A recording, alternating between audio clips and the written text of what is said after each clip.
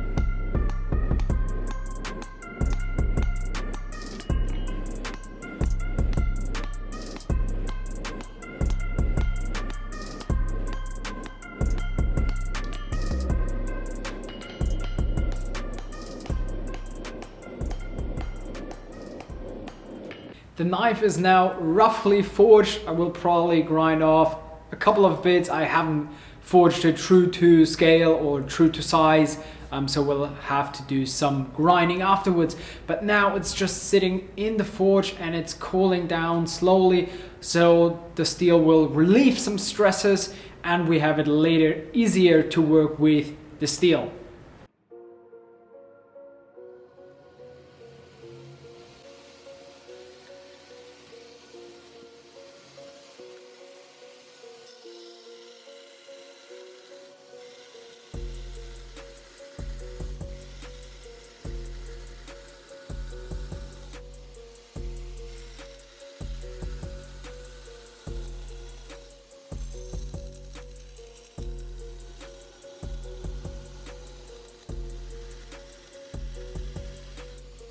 Alright guys, so the knife is now roughly profiled and I'm ready to drill all the holes, but before that I want to flatten out the handle. Now to the handle, it is a little skinny, especially on the butt of the knife.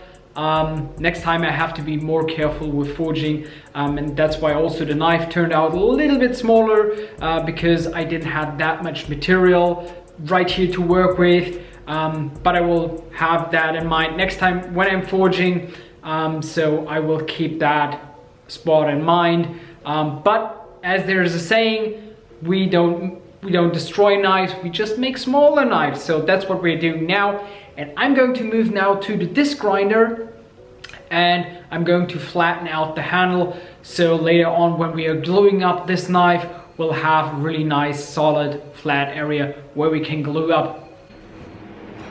Right.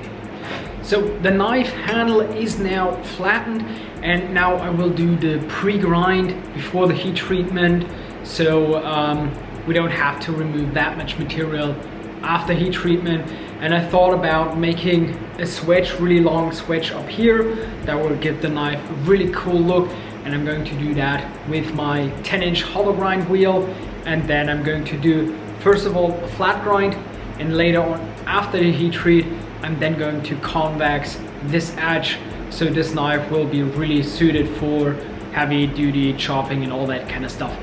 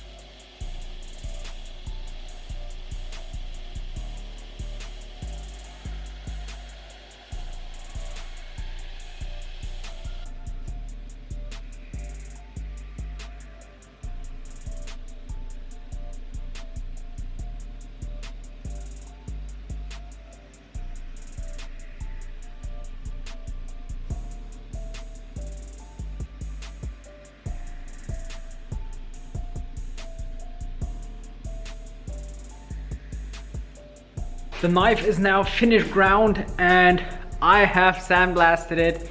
Told you I'm not going to do any kind of sandblasting. Well, I did some sandblasting, but just to clean it off from all the oil and the gunk from the heat treating. And after that, I'm not going to do any kind of sandblasting to the finish or to the handle. We will sandblast these handle scales on the side where we're going to glue them up, just to rough up the texture. But later on, when we're going to finish the scales, we're not going to sandblast it, so don't worry. So before I'm going to start hand sanding this knife, I want to have the handle done, ready to be glued up, and that is just so I don't scratch up the knife while I'm doing all the handle work on that. So let's start with the handle. So for the handle, I have some blue micarta because my plan is to have a really high polished micarta handle. Never made one like that, and I've seen that they look really fantastically, especially on this material, and I'm just going to use black carbon fiber pins on that.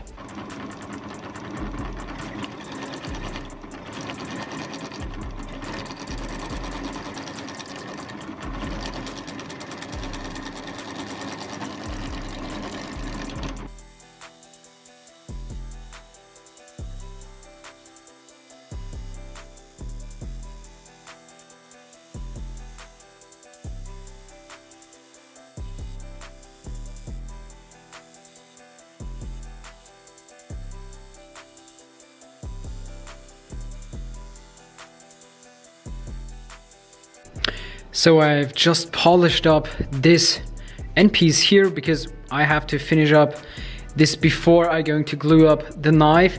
And this is now a 1200 finish, and then I took it to the buffer, and I just wanted to test how the micarta will look when it's polished, and that looks pretty amazing, and that is not oiled up.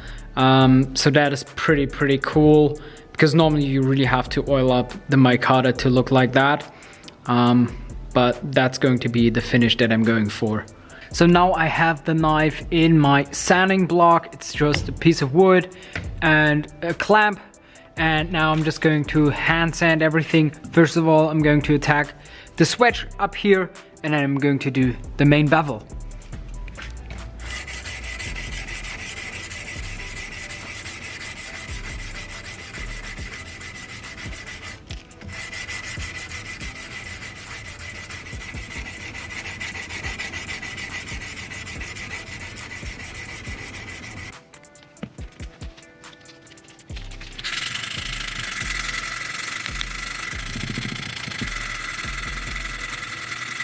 So when I want to finish up the hand sanding progress, I'm starting here and I'm doing one smooth motion up to the tip, because I don't want to have any kind of J-hooks on that material. And so we have a nice clean lines running down the blade.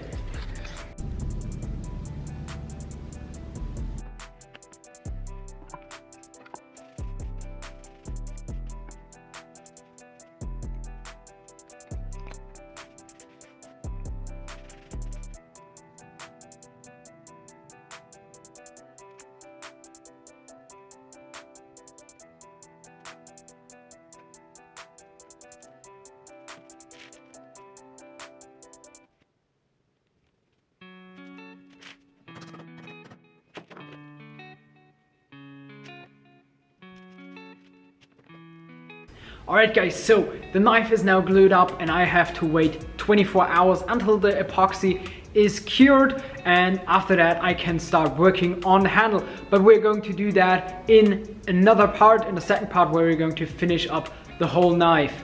Alright, so I hope you guys learned something from that. If you have any questions, just drop them down below. If you want to see more content like that, just hit that subscribe button. And if you like that video, give it a like, and we'll see you in the next part. Have a good one.